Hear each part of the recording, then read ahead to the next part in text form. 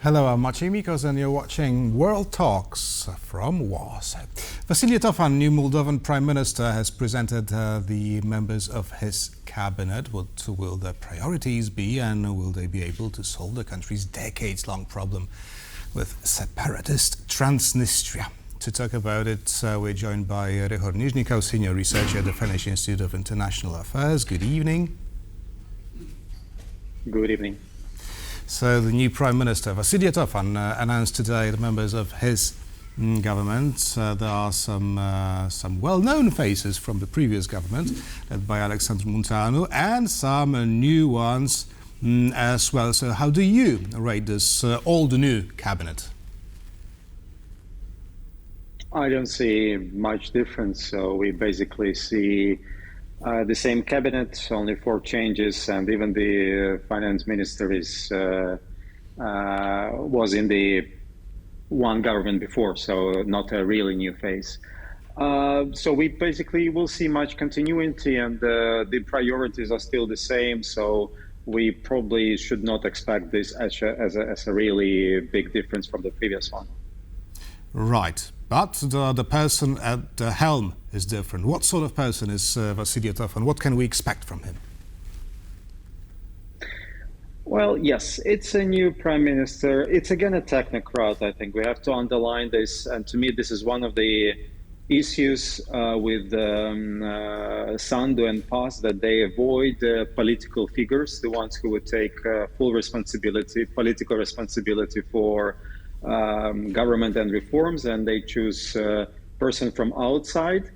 He's a well-known person. He's a very well-known economist. He was on the one of the candidates when Munteanu was appointed, and he has very good connections to Ukraine because he works in an investment company which works a lot in Ukraine. So in this regard, his focus will be on the economy, as his background is, and as his actually ideology is, because he is a big fan of Javier Milei, libertarianism, and so on.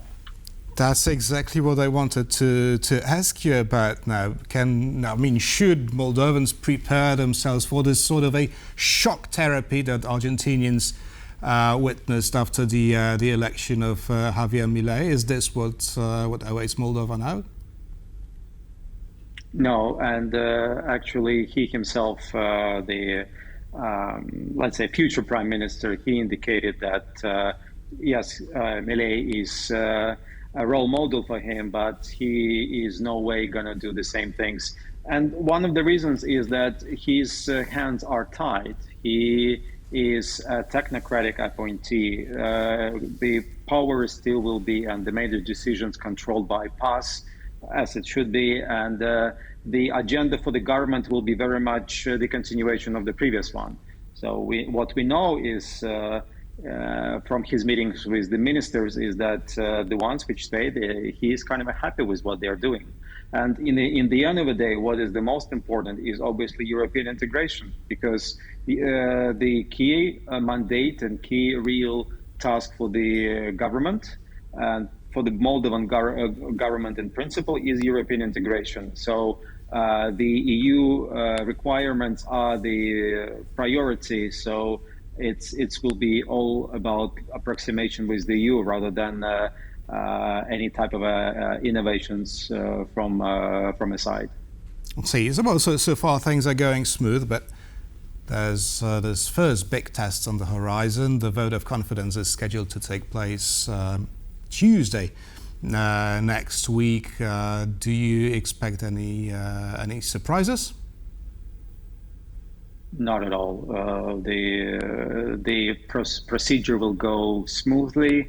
PAS is in a very, let's say, comfortable control over this, so I don't see any. The only problem is how this happened, because this brings us back to the crisis that happened just weeks ago in Moldova, which shows that the situation is, despite the fact that the elections took only a year ago, is quite fragile, and people demands are still public demands to this government to basically to PAS and to Sandu, and the people's expectations are not met. So this kind of a pressure from the public is and misalignment is will not go away. What do the people of Moldova demand of the government? People want change. People want economic reforms, political reforms. They see a lot of stagnation. There is still, from social economic demands to they really want to see state institutions to become modern European, so that Moldova really becomes fulfills the EU requirements by the end of this parliament's term. And I think they sees that a lot of things haven't really changed the way they hoped. And how do you rate Moldova's progress on its path to the EU? Well, we know that the Moldova is a front runner, right? But we know the situation in the region, and the European Commission is looking at Moldova's and Ukraine's progress through, let's call it, let's say, rosy glasses, for a number of reasons. They want to support Moldovan government. They really are funding it like probably never before, huge investments. And the huge political investments going by Ursula von der Leyen, Costa, and others. So the reforms are going, but the reforms are not going as fast as we would hope and expect. Which means that if somebody is expecting, like Tofan is saying, that by 2028 Moldova will fulfill all the commitments, I see it as task impossible. So. The key tasks from reforms such as judicial reform, the oligarchization, to Transnistrian issue, and so on, still remain challenges that the government hardly actually touches. Before I ask you about Transnistria, Ukraine has replaced its prime minister for the person who's better suited to prepare the country for another harsh winter. Right now, both Ukraine and Moldova are suffering from the same weaponization of energy by Russia. So, how are the preparations for this yet more winter under the Russian pressure going in? How are they progressing in Moldova? Because we know that Kiev is actually coordinating its own preparations with Chisinau. Yes. Well, first thing, like quick remark on Ukraine. I think it's a very different story. What happened in Ukraine is really bad decisions by Zelensky, bad for a number of reasons. And the fact that he tries to cover these bad decisions, bad political decisions, or decisions driven by political calculations, by, for instance, other issues is counterproductive. So, although Karyatski is also very popular, but we come to the same problems where he's a technocrat who will not have any political responsibility and political agency as the prime minister. So he will be again out of office in by next summer or in a year or so. When it comes to energy, we have to admit that energy sector is one of the biggest success stories of Sandu's government. The previous one by Gavrilica and Riechan,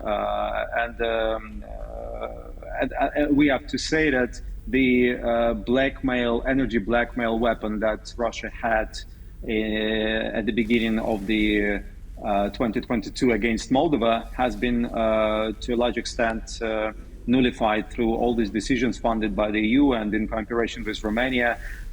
So in this regard, the preparation to winter in Moldova is, I think quite well done. Transnistria is a different issue.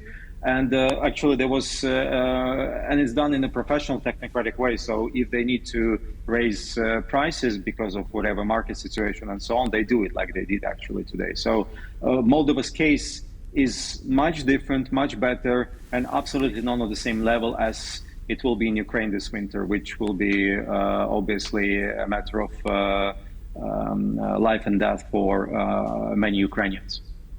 So energy aside, but Russia is still exerting pressure on Moldova by the rebelled region of Transnistria. Now, are there any prospects, I mean realistic prospects for this new cabinet maybe to reintegrate the Transnistria with motherland? Not at all. Russians will continue to block this process.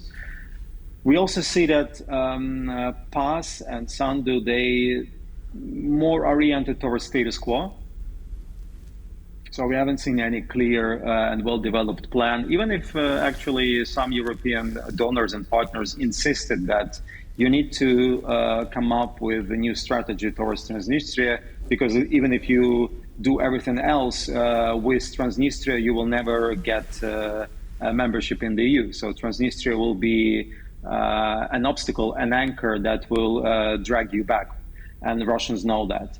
But it's a very sensitive issue, and to a large extent, as it always sometimes happens, or always happens in the region, stability and status quo is preferred to change because it brings risks. So for this government, we will see how much Transnistria will feature in the program, but knowing that no one really changed. I mean, the same personnel, the same minister for integration remains.